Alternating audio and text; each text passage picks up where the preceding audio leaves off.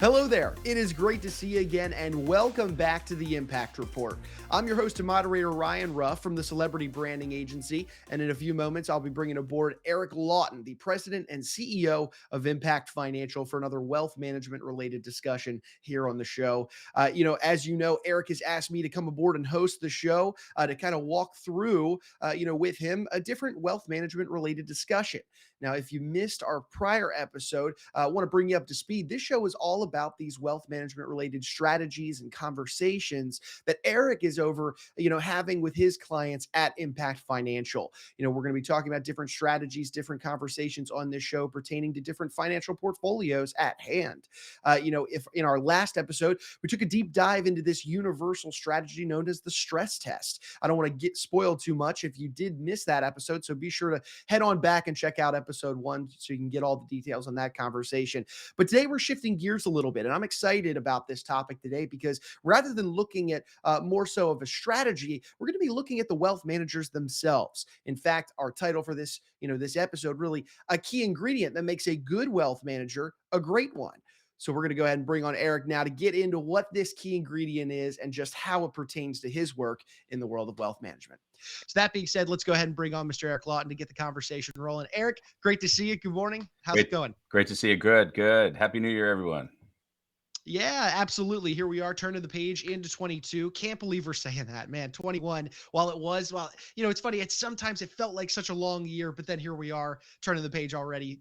Quite a short year in some aspects as well. But Eric, we've got a really good topic today. I'm excited about this one because when you just look at affluent families and the individuals, the types of clients that you work with at Impact Financial, they all obviously are doing one thing, and that's they want to make smart decisions about their wealth, which is why so many of them seek out working with some of the brightest wealth managers out there. But it turns out that, as you've seen in your experiences, that superior expertise or technical expertise, I should say, on maybe investment strategies and specific areas of wealth management, it doesn't necessarily get the job done. Those advisors that are truly elite and really help their clients in the best way, they possess an additional quality. And we're going to be getting into what that quality is today. So let's have you start today, Eric. Could you just talk to me a little bit about this thought overall of why is it that individuals and families should be really demanding more from the wealth manager and the financial professional that they choose to work with? Why is this? Well, really, the affluent very often have complex goals, right? And the needs that they have really require a higher level of expertise to address. And we know that. And there are a lot of technically excellent advisors out there who, really know their area of focus well. But too often times I've seen, the people who work with them feel like they're just not getting what they want. They feel like there's something missing in that relationship, between this brilliant advisor and the client. And it's something's holding them back in some way. And in fact, I believe these advisors are missing this key ingredient that you mentioned earlier. It could be it's very empowering for them and to help to serve these investors with sizable wealth, because elite wealth planning goes beyond mere technical expertise. Sure. So let's get into this, Eric. Then talk to me about this missing link. What are you seeing in the majority of these instances? Far and away, the most common missing link is what I call a human element.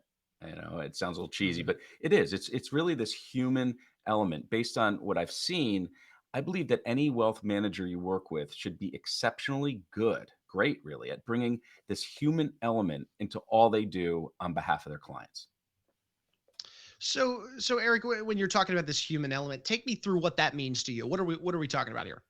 It's really this personal and emotional component of wealth management. It includes understanding everyone and everything that's important to you as the client, as well as everyone and everything that could be affected, by those financial decisions.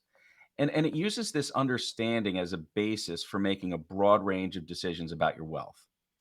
In other words, this human element helps ensure that the choices you make about your wealth reflect your most important goals and the values and the people that you care about. Sure. So Eric, we hear this idea of like the consumer's experience, the customer experience these days in so many retail industry and everything really. So when we talk about the human element, sure, I understand that it's got its place in just about everything. So that being said, why do you believe it has such a specific and important place within wealth management respectively? Well, Ryan, if I could, I'd like to give you an example of why I think, Please. working with these wealth managers who use this human element is so important. So, okay, so if we take a step back, so there was this wealthy entrepreneur, right? And he wanted his business succession plan reviewed closely to see if it would deliver the results he wanted, in various scenarios. So, what did we do? We did a stress test, right? And then we talked about that in the last episode. And that test concluded that because of the changes in the family dynamics since the time of the estate plan was first signed, the most likely outcome after the business owner's death would be an all-out war. There's four children in the family, and only one of them was active in the family business. And when he originally put this plan together, he wanted to be fair and have the business divided equally among the four siblings. But at this point, only one of them is involved, and none of them really have an interest in it. So when we came through this, we realized we need to make a change. Okay. So thinking about the situation through with intense focus on this human element, it resulted in a new estate plan. What we did was a well structured, rigorous succession and estate asset protection plan. And essentially, the child involved in the business would be inheriting that, but the other three would inherit assets outside of the business, but equal to the amounts that the other child would be. Basically, avoiding an all-out Hmm. war in the family and keeping Yeah. everything, basically copacetic.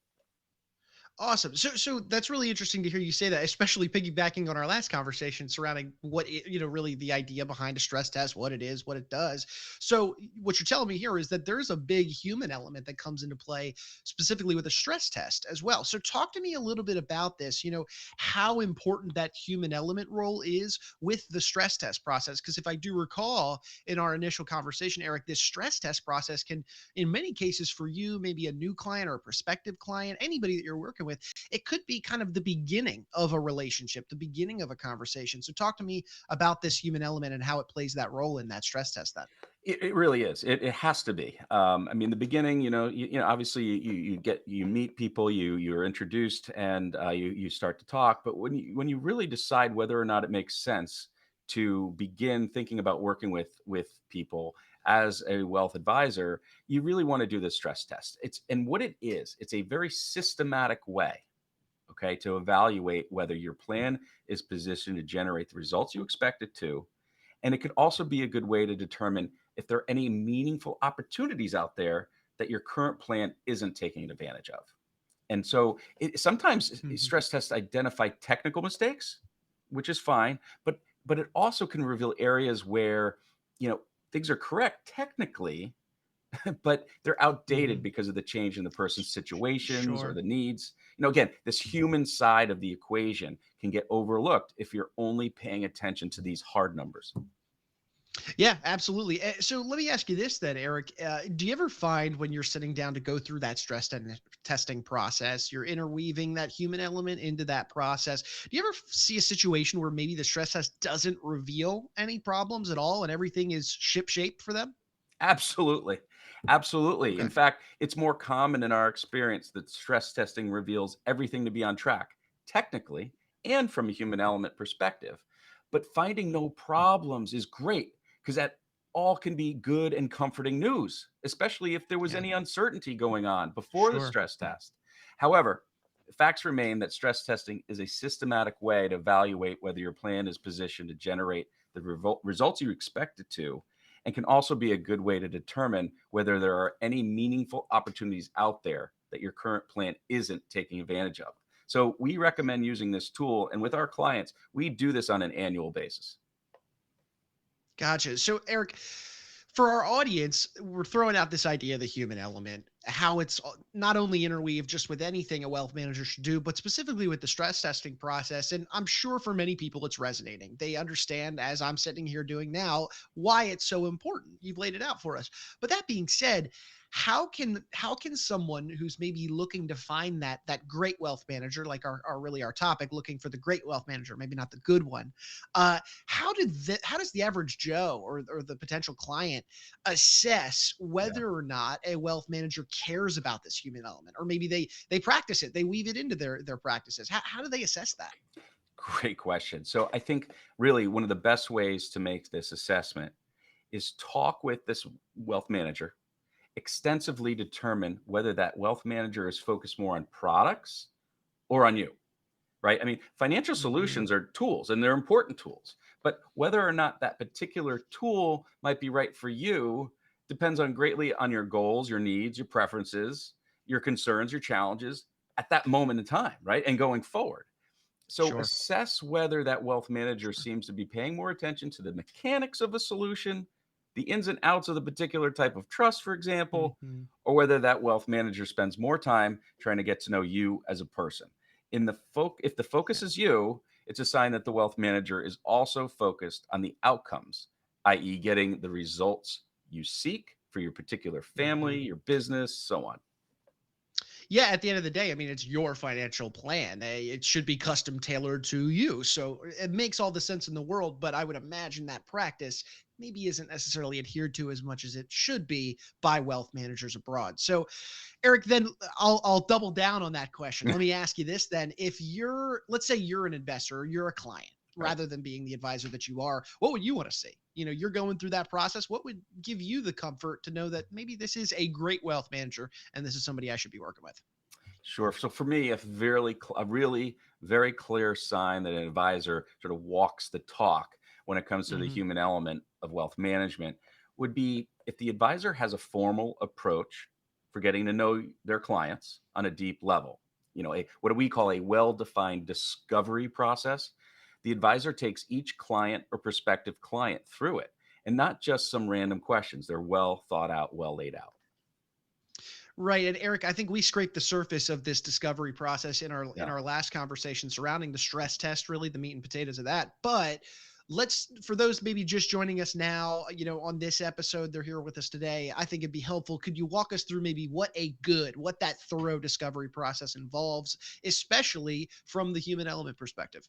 Yeah, I mean, it clearly goes far beyond the questions, Mhm. about stocks or your net Sure. worth.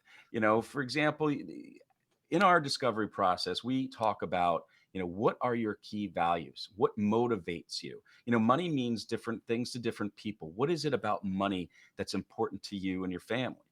What motivates you on a deep level to make the decisions that you do, especially when it comes to financial decisions, but other things. An advisor should be curious about the most important people in your life, the relationships you have in your life, the family, otherwise a community, the religion, whatever it is that is important to you, the client, and the goals that you may have for them. We have different goals for different family members, different goals for ourselves at different stages in our lives. It's quite complex, and we need to hear you and listen to that. We should want to hear about your interests in life, right? What do you like to do in your free time? This is what we're doing this all for, right? Is to go out there and Mhm. enjoy our lives and make Yeah. make an impact on the world if that's important Yeah. to us internally with our family or the world at large. Those types Mhm. of questions tell the advisor how to go about illustrating a proposed plan for you to consider.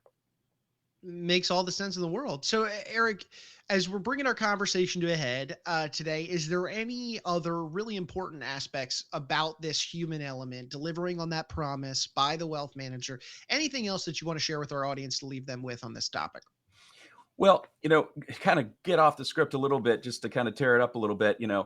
Hmm. When we do a discovery meeting and we go through this stress test and we look at this human element, more important than anything, y- as from my, as an advisor, but also as a client, you want to make sure that you get each other. Does this person get me? And do you enjoy talking with this person? Do you feel that you could enjoy working together collaboratively? It's Hmm. so important uh, because that in and of itself is the definition of that human element, right? Um, Sure. but just as important as the questions asked, you want to make sure that when that wealth manager is asking any questions, are they listening? You can ask all the questions you want, but are they actually listening? It's really Yeah. important for us to incorporate that Mm. into how we have that relationship or possible relationship.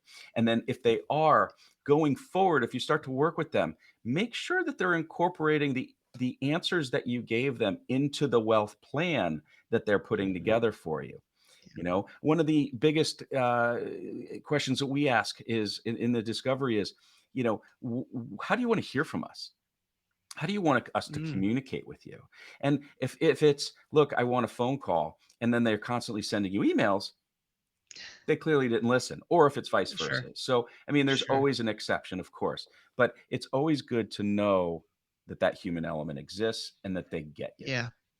I love the listening part. Boy, is that so powerful because it kind of goes back to what you had said right at the top of the episode, in as kind of a litmus test for determining whether or not the wealth manager is a great one, maybe not Yeah. just a good one, is that drive to not pitch you, but the Right. drive to talk about the products and the services that they offer rather than getting to know you. It really comes out to, do I want to discuss what I have to offer, or do we want to discuss you and what you want to see out of your wealth plan moving forward?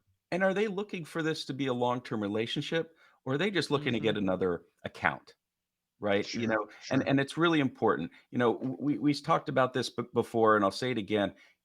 Through the years, we're fortunate enough to be at Impact Financial, you know, able to really work with a limited number of clients that we truly can make an impact for. We Mhm. are really truly looking to make an impact on our clients' lives and in our society and our community. And what's great about it is if we really don't know if there's a connection and if there's really not a way Yeah. we can help them, we have great other advisors outside of her that can. Um, Mhm. so I want you to, if there's a takeaway here, really, if you're interviewing wealth advisors, really that human element. Do they get me? Yeah. Do they also have, of course, the expertise? That's table stakes, of course, but we want to make sure that this is a relationship. Sure. Eric, for anybody out in our audience, this maybe they're sitting there, they're nodding their head, this conversation's resonating with them. Maybe they're interested in reaching out to you and your team at Impact Financial just to maybe just bend your ear a little bit, talk about their circumstances, maybe go through a stress test, even just whatever it is. Maybe they want to get in touch with you and your team. What would you say is the best way to go about doing that and get that ball rolling? Best way is whatever they feel comfortable with. Look, they can pick up the phone and give us a call. They go to our website, impactyourgoals.com. They can shoot us an email, eric@impactyourgoals.com. Look, we're easy to get a hold of. We love to talk to you. If we can't help you, at least we can point you in the right direction. This is all about a win-win. Let's talk about it. Let's see how we can help you, and if we can, that'd be great. Fantastic. Well, Eric, look, I appreciate you carving some time out of your busy day to be with us here in the new year. Dive into this idea of the human element. Something tells me we're not done talking about it. I think some future episodes will probably be, diving into how this weaves its way into some difficult conversations and strategies that you obviously interweave with your clients and the work you do. But either way, appreciate you and your time, and looking forward to the next one. Hey, thanks, Ryan. Appreciate it. Of course. And hey, look, we want to take one final moment, of course, to thank you, our audience, right, for joining us today. Look, do me a favor. If you benefited from the conversation today, you took something away from it, why don't you give us a like, a comment, subscribe to the show, maybe on the platform of your choosing, and then, of course, share this information. We've got some great conversations teed up for you down the road that we'd hate to have you and yours miss out on. So for Mr. Eric Lawton, I'm Ryan Ruff. We're saying so long today. We thank you so much for joining us on today's edition of the Impact Report.